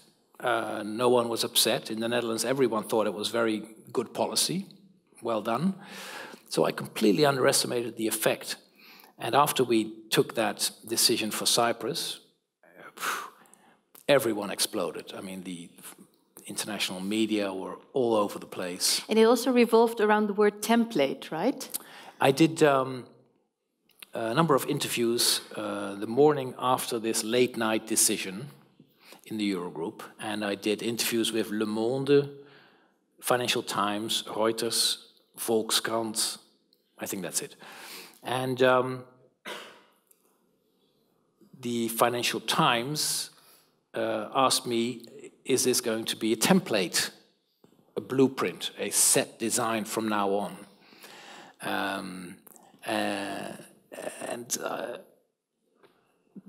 The big problem was that it was and it wasn't. It was because I wanted, as a matter of principle, to stop bailing out banks, to stop giving the investors their money back and making the taxpayers. So I should have said, It's a template in a sense that I don't want the taxpayers picking up the bill anymore. It's also not a template because the situation in Cyprus was the worst ever. I mean, that kind of banking crisis I've not seen before or after. It was a real mess. So in that sense, and that kind of really deep bail-in, as it was called, we never had to do again. We did bail-ins in Italy, in Spain, in Slovenia, in different countries, but never to the size and the extent of Cyprus. Anyway, it created a lot of havoc, a lot of panic. It also disappeared very quickly. That was the strangest thing. So people were calling for my resignation, kick the guy out, he's completely unsuited for the job. And then after a couple of days, the Financial Times started writing, perhaps he's right. Or I think they were even more firm. They said, he is right. I think you will remember what they said, right? He is right. He is right, yeah. I tried to be modest, but I'm not. So, and then it started turning, and the Financial Times said, well, look, we really need to stop putting the bill in the wrong place. We need to push back the risks to those people that are the investors. They put their money in, hoping for profit. They should also accept the risks. So that was a turning point. And then it also became the sort of the key to the banking union, because once everyone had accepted that this was a sound principle, the right way to do it from now on, then we could also put that into the European legislation. So it's now the standard rule. Yeah. I don't want to add another mistake, but maybe another mistake was talking about Schnaps und Frauen. Schnaps und Frauen. Yeah. That wasn't a mistake. No. No. Can you explain people who don't know what happened? Okay, so I was interviewed in a German newspaper, the Frankfurter Allgemeine, and the Frankfurter, the journalist said, the German minister is always talking about rules and sticking to the rules. Shouldn't there be more solidarity? So this is this issue returns, rules or responsibility versus solidarity. So I said, I'm a pretty traditional kind of social democrat. I'm very much in favor of solidarity, and I think that we need to have solidarity in the European Union, in the Eurozone, but it must go hand in hand with taking responsibility. You can't have it one or the other. And then I made it rather personal by saying, if I spend all my money on women and drinks, then I cannot turn around and ask you for more money, which I still believe. That's my opinion. Yeah, and then many southern European countries were insulted, saying, how could you say that? And we also have another response. It's nice that you say you didn't want to insult, southern countries. Very nice, very nice. But if you still don't understand that with your statement, you have insulted half of the European Union population, all the women in this house, all the women everywhere in the European Union, because you say women are an object that you either buy or spend money on. This is unacceptable, and I don't understand how you cannot even see that there is a problem around. This has really brought a lot of problems, a lot of loss of credibility also to the European institutions, to us, to the Commission, to you, to the Council, and this is now your legacy. This is your legacy that you have to deal with. I really find this unacceptable. So really shame on you, Mr. Dijsselbloem, for disrespecting half of Europe's population. Yeah, this is Ska Keller from Germany, from the Greens. Yes. She does have a point, right? You are saying spending money on drinks and women, and you can actually spend money on women, like women can spend money on men. Yeah, but they're not really agents in that sentence, right? They're not really women who also spend money. Even women can spend money. Can you imagine that she was unhappy with this? Sure, but the excitement in her voice had also a very strong political reason. Yeah? Obviously, I mean, the excitement was really, the whole thing was very political, because here was a guy from the North. The North are, of course, the Protestant Calvinist countries who are very strict on fiscal rules and agreements. And he was telling the South, or in her perspective, women, telling them off or disrespecting them. I've also said in the book, you know, I wish I hadn't said it this way, but I wasn't going to apologize for it. I didn't apologize in the Parliament, because the point that I made, I think, is key for the Eurozone to work. You cannot have a currency union, you cannot accept support and solidarity if you don't take responsibility. That I get. And that is a key issue still today in the Eurozone. Yeah. It must be frustrating that you're a politician for so many years, also in the House of Representatives, and then the Minister of Finance, and then the President of the Eurogroup, and then you say something like Schnaps und Frau, or drinks and women, or you use the word template in the Cyprus crisis. That's what people remember, right? I mean, I also bring it up here now. I don't really mind. Here, I'm in two minds. Sometimes you have to say things pretty tough to get the message across, and you will upset people. Yeah. It's a good thing this led to a discussion, at least? Oh, absolutely. And I still meet people today that start either criticizing or agreeing with me. This still comes up. This angle I had not foreseen. You have insulted all the women of Europe, I had not foreseen. So that's why I also say in the book I should have used other words. But the point I wanted to make, I firmly stand behind it. Yeah. I've always believed it. You know, also as a social democrat here in the Netherlands, I really want to maintain a strong social welfare state. But I'm very much aware that it can only work if people put in their best effort. To continue on this topic, and then you get the opportunity to ask a question again, a recent study of Klingendaal, the research institute in the Netherlands, said that although Netherlands sees itself as building bridges in Europe, diplomats think the Netherlands lack empathy or solidarity. Dutch diplomats are rigid, and they are moralizing. That's how other diplomats in Europe think of the Netherlands. Of course, Germany and France also think of their own interests, but at least they cover it up within a European agenda, making it less egoistic. Well, Jeroen Dijsselbloem, do you recognize this? No, the funny thing is that... That's how European diplomats think of the Netherlands. Yeah, great. No, seriously, I think that, I can just speak for myself. I mean, the current government, I think, has a little different position on some of the topics that we discussed today, like the banking union, deposit insurance scheme, capital. So I'm in favor of further integration, and I really believe in that, and I think it can be done in a sound way. So in the years that I chaired the Eurogroup, I really forced the 19 countries to take steps forward together. I never got told in the Eurogroup, you're just here to fight national interests, Dutch national interests. You have absolutely no solidarity. I mean, some of the things that we implemented were criticized fiercely by more nationalistic parties in Germany, in the Netherlands, because we were giving it away to the Italians and we were supporting, etc.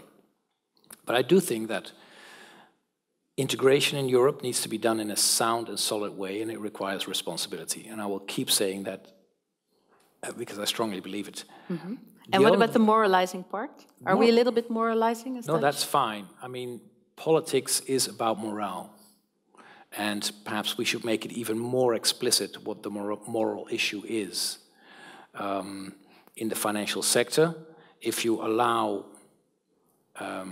investors to put their money in, take the profits, but run away as soon as something goes wrong, that is a moral hazard. And it creates an enormous moral, in political terms, moral issue in our society. The financial sector has lost its trust.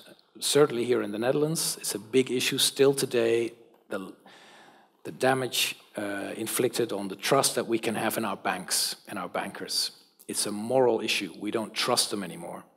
Morals are key in politics. And that's okay for politicians, also Dutch politicians, to speak out the morale that they believe in or not believe in.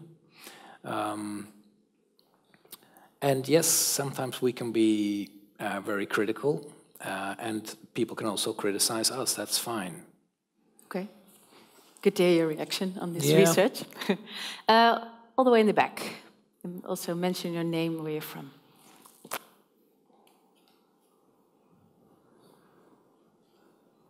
Hello, my name is Maria. I come from Greece.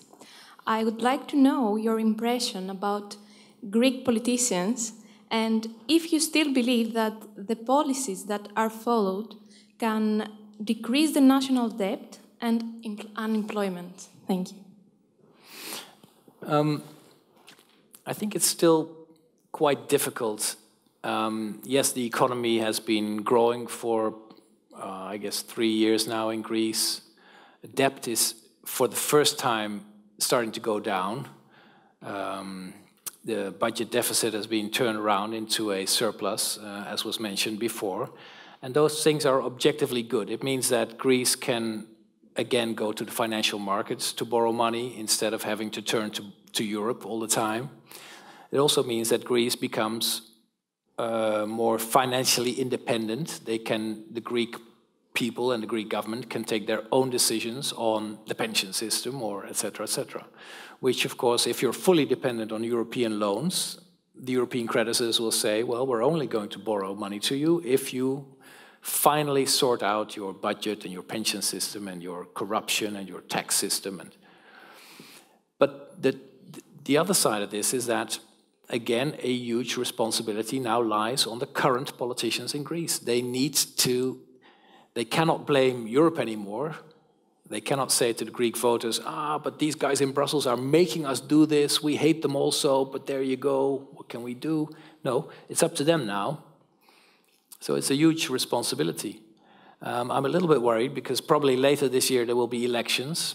And in the run-up to elections, you can hear politicians promising all sorts of things. Yes, we will increase pensions. Yes, we will lower the taxes, etc. And the only thing that is going to help here is if the Greek journalists, but mostly the Greek voters, ask one simple question next time a Greek politician makes another promise. And that question is, how are you going to pay for it?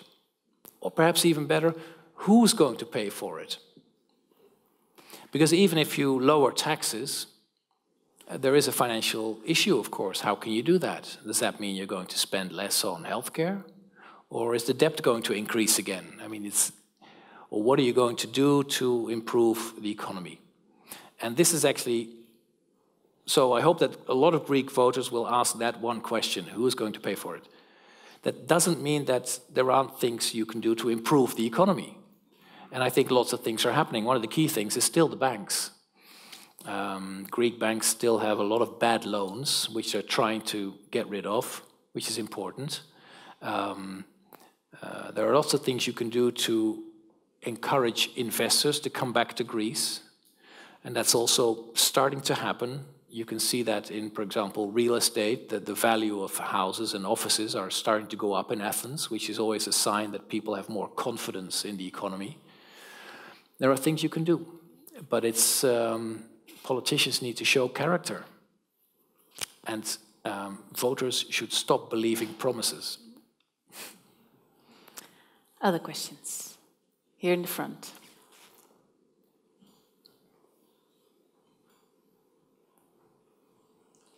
Hello, good evening, Mr. Dijsselbloem. I'm Javier from Spain. I would like to piggyback a little bit in the integration part, not in the Valery Giscard-d'Estaing United States of Europe part, but more about the rules that we've created. I would like to ask you, what do you think was the effect at the time in the negotiations, in all the process, of the absence of an easy exit clause from the euro at that point? If you think that that could happen, as we are seeing it in other areas, as Brexit, now that more extremist parties are rising within all Europe. Thank you. Yeah. So this was a question that kept coming back during the crisis. Is there an a way to exit the euro? And should we create such a procedure to allow countries to leave and maybe come back? And in the depth of the Greek crisis in 2015, the German minister actually proposed a temporary exit of Greece. I've never believed it. I think even seriously discussing it means that the outside world, and by the way also the citizens of Europe, are also listening in. And they're listening in and think, okay, so there is the possibility of disintegration of this whole Eurozone project. There is the possibility that the euro as a currency will go, at least in my country. And immediately that has economic effects. And I think citizens throughout Europe are much cleverer than sometimes the politicians think, because wherever in Europe politicians started raising the issue of exit, Marine Le Pen, who had at one point said she would take France out of the euro, Matteo Salvini in Italy, who said he would take Europe out of Italy out of the euro. As soon as voters started to understand this, they turned away from these politicians. So now Matteo Salvini is saying, no, we're staying in the euro. We will change the euro.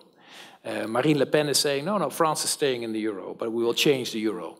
So in the Netherlands, we have Thierry Baudet, who was saying, we will go out of Europe. But then his, I'm trying to think of the guy's name. Henk Otte? Mr. Otte, who is going to be the leader in the Senate for Thierry's party, said, no, we must stay in Europe and stay in the euro. So for obvious reasons, because Dutch voters in a vast majority don't want to leave Europe or the euro. It's interesting to see that you can criticize Europe, how it works. Many mistakes were made or are still being made. Decision-making is still very difficult. But if you ask people in the Eurozone, do you want your country out of the euro? In all of the countries, a vast majority will say, no, thank you very much. Italy is, of course, the lowest percentage, but even in Italy, a majority still says we want to stay in the euro. Let's theoretically go down this road. If Italy were to leave the euro, of course, a new Italian lira will be introduced. It would sharply devaluate compared to the euro. So the Italians have a lot of value in pension funds, have a lot of money in state bonds, invested in state bonds. All of those would immediately drop in value. Investors would pull out of Italy because of the contraction of the economy that would take place. Inflation would start running up.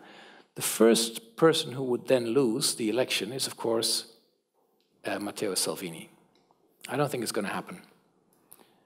So I don't think there's very much appetite at the moment to restart the debate. Shouldn't there be an exit procedure or a clause how to leave the euro? And they also read in your book that there's one practical, or there are many practical things when you leave the euro, is that all the banks are connected to the banking system. Probably I'm not giving the right explanation, but that's quite true. That also this practically it's kind of impossible to do a temporary exit or even a proper exit.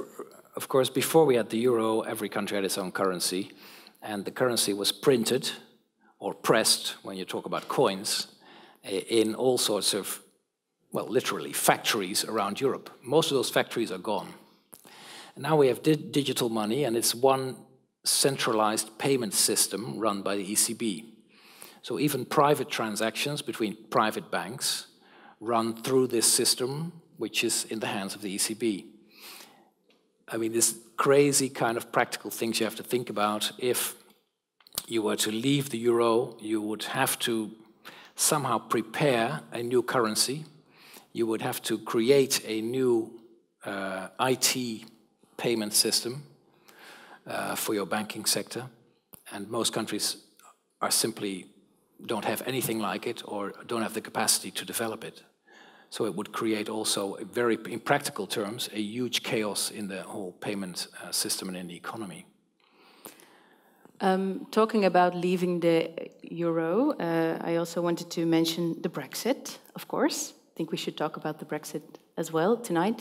And I want to introduce it by giving you a quote of Nigel Farage, one of the, I think 17 years already is promoting Brexit. Let's take a look at him in the Parliament, the European Parliament. Isn't it funny? You know, when I came here 17 years ago, and I said that I wanted to lead a campaign to get Britain to leave the European Union, you all laughed at me. Well, I have to say, you're not laughing now, are you? And the reason you're so upset, the reason you're so angry, has been perfectly clear from all the angry exchanges this morning. You, as a political project, are in denial.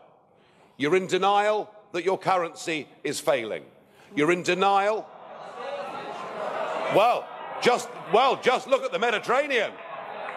No, as a policy to impose poverty on Greece and the rest of the Mediterranean, you've done very well.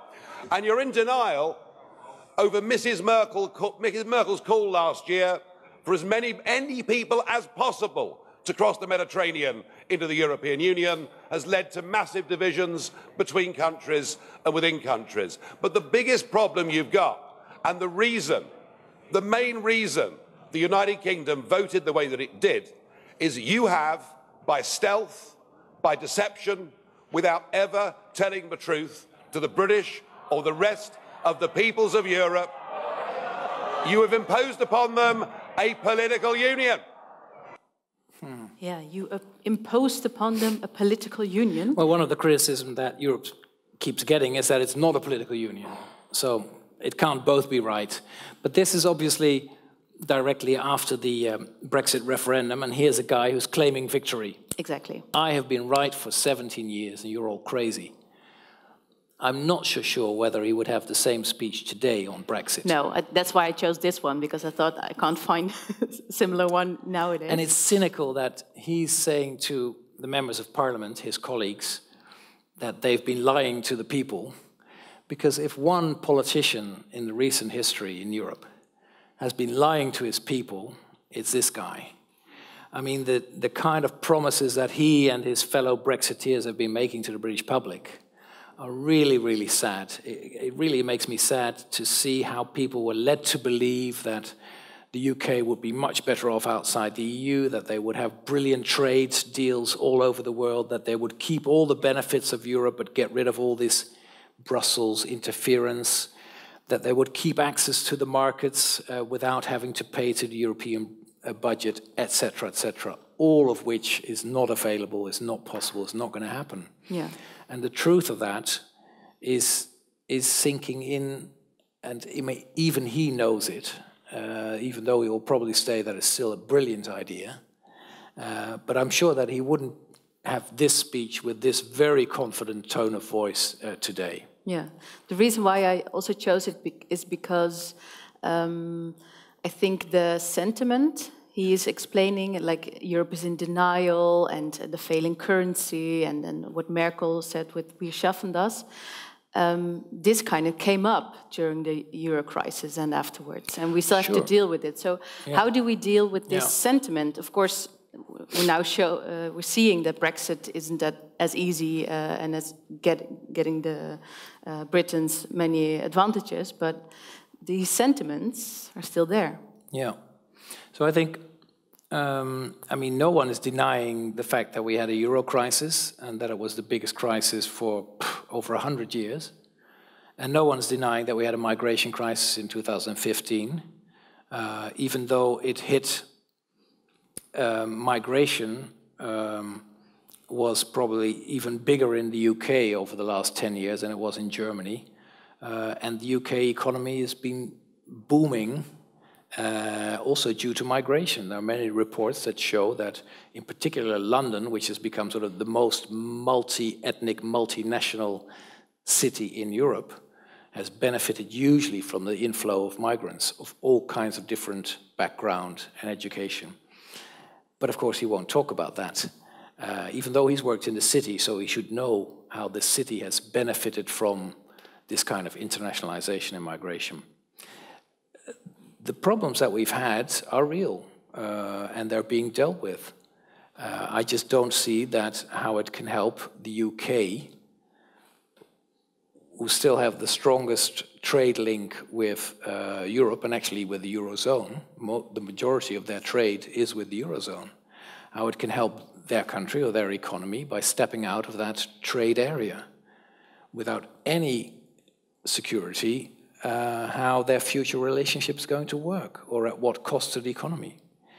But they've led to believe a lot of common people, working class people in the north, in the Midwest, in the countryside, to believe that it's a great idea to be outside of Europe.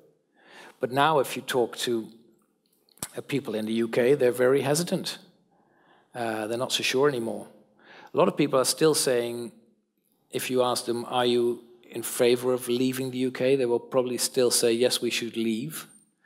But really because they, sadly enough, say, I don't think there's a way back. How can we ever come back and become a normal member again after what happened? And I think that's a true point. Mm-hmm. I mean, maybe in the future, but not in the near future, I don't think. Temporary leave. Temporary leave. No temporary leaves.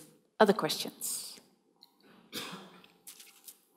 Yeah, I see 2 questions here. Where's the microphone? Yeah, maybe here in the front.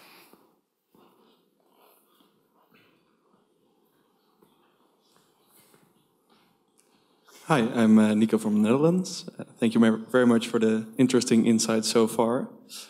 I was wondering, since you entered the Eurogroup as a Minister of Finance of the Netherlands, and fairly quickly your role changed to being the president of it, how did you manage the change of responsibilities of representing the interest of the Dutch economy versus a more objective, general perspective of the whole of Europe? It's a very good question. It was a question that was also raised in the Dutch parliament when I got the job. And some people said, you can't do that. You cannot be the sort of independent chair of 19 countries and at the same time defend the Dutch interests. But I guess that very much depends on your political views.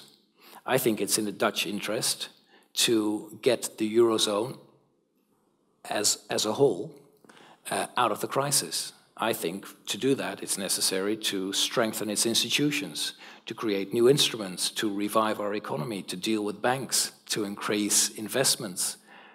So I think it's very strongly in the Dutch interest to set those up and get those deals done with 19 countries, which is complex, but we were helped by the crisis and the sense of urgency.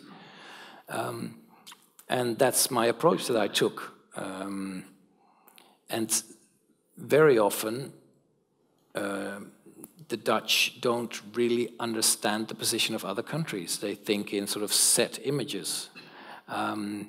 When we were negotiating the banking union, my biggest allies to implement this bail-in principle were the Spanish.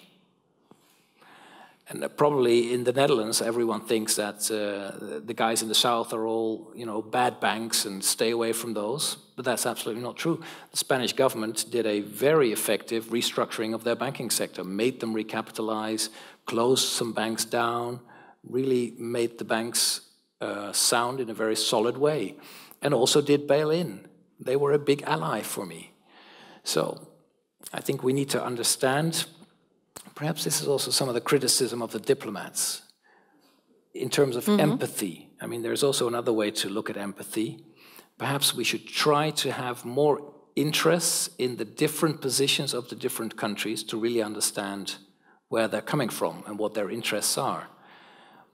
I've never liked this whole conflict of the North against the South, because it's simply too sort of, what's a good word, emblematic, too simple.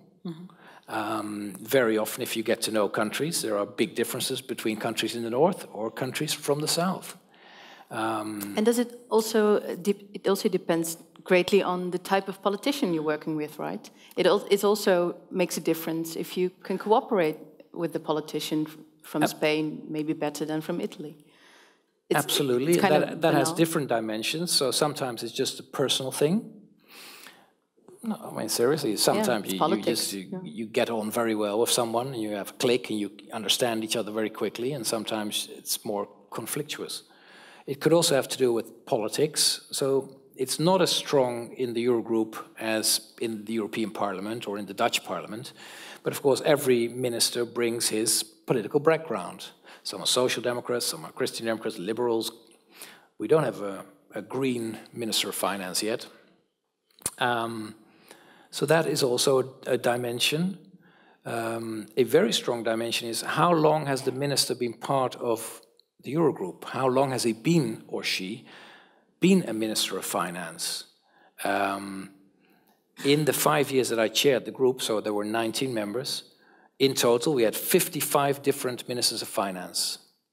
So like my student house, I lived with 20 people, and within 5 years you had 55 different... coming in and out.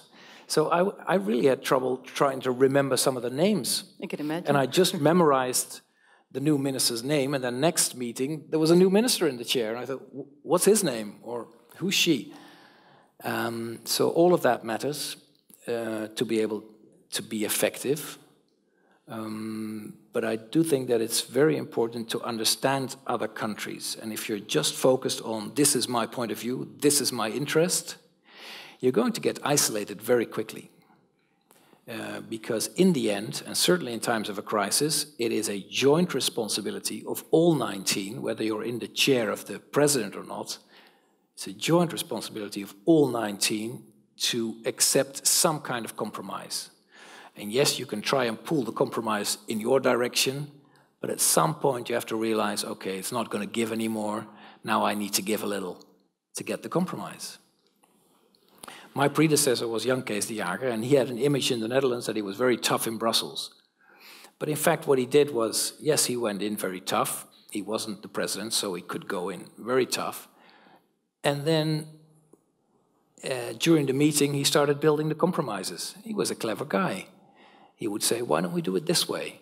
Or this could, for me, this could also be acceptable. So why don't we do it that way? So he understood that in the end, all 19 have to build the compromise,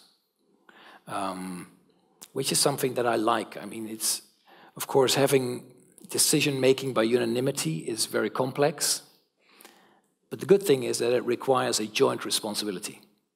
You have to involve everyone, also the small countries. Otherwise, you'll not get the deal done. On that note, I'd like to close off to get the deal done. Hopefully you are kind of convinced that we didn't waste the crisis, that we learned something out of it. We got some deals done. Got some deals done. We still have to work on quite some things. Further questions you can ask downstairs where we have some drinks. Maybe you'll be around for a couple more questions.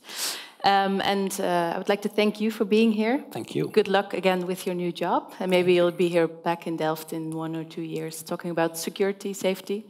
Thank you for being here. Thank you for your wonderful questions. And please come back. There are many other wonderful events here. So thank you for having us, and thank you for being here. Enjoy the rest of the evening.